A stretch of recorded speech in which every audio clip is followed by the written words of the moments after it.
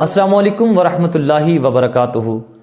मुअज़्ज़ज़ सामीन व नाज़रीन इकराम, एक भाई की तरफ से सवाल मौसूल हुआ कि मुझे रात को बुरे ख्वाब आते हैं जिसकी वजह से मैं सो नहीं पाता, तो इस हवाले से मुझे कोई वजीफ़ा बताएं। तो ख्वाबों के हवाले से मैं ये अर्ज़ करना चाहूँगा कि मेरे आका अलैहिस्सलातु वस्सलाम ने इरशाद फरमाया कि जो अच्छे ख्वाब हैं ये अल्लाह रब्बुल इज़्ज़त की तरफ से होते हैं, और जो बुरे ख्वाब हैं ये शैतान की तरफ से होते हैं।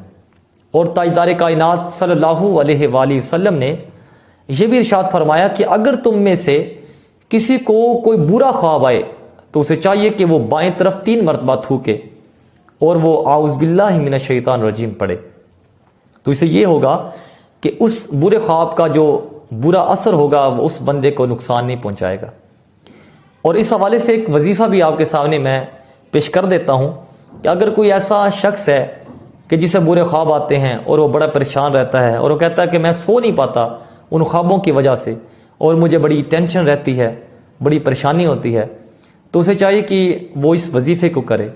तो जब वो इस वजीफ़े को करेगा, इस दुरूद पाक को पढ़ेगा, तो इंशाअल्लाह उसे बुरे ख्वाब आना बंद हो जाएंगे। वो दुरूद पाक क्या है आप समात फरमा लीजिए। बिस्मिल्लाहिर्रहमानिर्रहीम, अल्लाहुम्मा सल्लि व सल्लिम अला मुहम्मदिन नबिय्यिका व इब्राहीम खलीलिका।